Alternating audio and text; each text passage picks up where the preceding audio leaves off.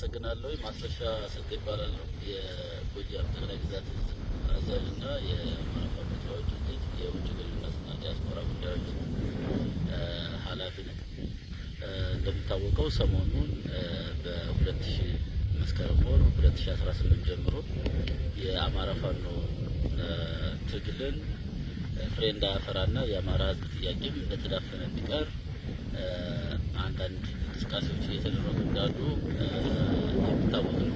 በዚህ እንቅስቃሴ ላይ የአማራ ፋኖ ሊያሳካቸው የሚገቡ ጥያቄዎች ይዟቸው ከቤት የወጣው ጥያቄ እንዳይመለስ ብቻ ሳይሆን ተጠልፎ በታሪካዊ ጠላቶቻችን እጅ መውደቁ በተወሰነ መንገድ አይተናል ማለት ነው።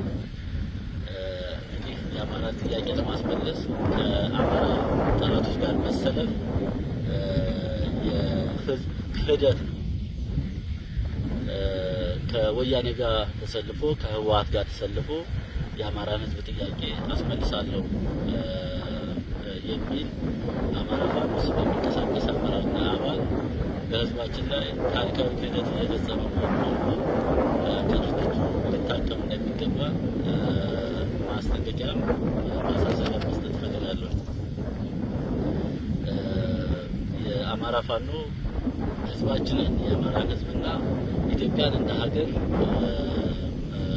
እንድትቀጥል ከሚፈልግ የኢትዮጵያ ወዳጅ ጋር ሆነን ያቋቋም ነው።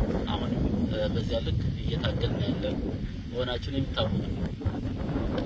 ይህንን ግን ወደ ጎን በመተው የወጡበትን ዓላማ ወደ ጎን በመተው የህዝቡን ትግል እና የፋኖን ትግል ጠልፈው ለታሪካዊ ጠላቶቻችን ሰጥተው የአማራ ህዝብ ጥያቄም እንዳይመለስ ሌላው ኢትዮጵያ እንድትበተን የሚፈልግ ኃይልና በዚያ ልክ የሚንቀሳቀስ አካል እንዳለ በግልጽ አይተናል ማለት ነው። ይሄ ክህደት መሆኑን አውቁ እኛም እንደ ፋኖ ይሄንን ከታሪካዊ ጠላቶቻችን ጋር የቆመን አካል በጠላትነት ፈርጀን እኩል የምንታገለው መሆኑን በዚህ አጋጣሚ ማስረዳት ፈልጋለሁ። እኛ ኢትዮጵያ እንወዳለን። ኢትዮጵያ እንደ ሀገር እንድታድግ እንፈልጋለን። እንደ ሀገር እንድትቀጥል እንፈልጋለን። ግን የወያኔን ዓላማ ይሄውም ደግሞ ኢትዮጵያ እንድትበታተንና ደካማ ሀገር እንድትሆን የሚፈልግ አውዳሚ ስብስብ እንደሆነና በህዝብ ትግል አንድ አካባቢ ላይ እንደመሸገም ይታወቅ ነው።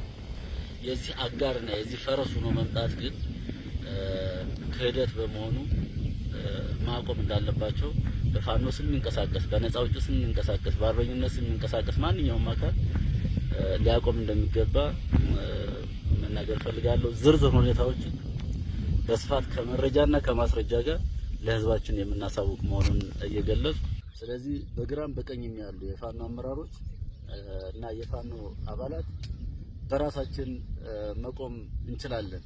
በራሳችን መቆም አለብን። በበሰበሰ ቅንቡላ የሚሸወድ የአማራ ወጣት እንደሌለ መታወቅ አለበት። ስለዚህ ነው በራሳችን እንቆም። ህዝባችን ትጥቁንም ስንቁንም እየገዛ 2 አመት 3 አመት አታግሎናል።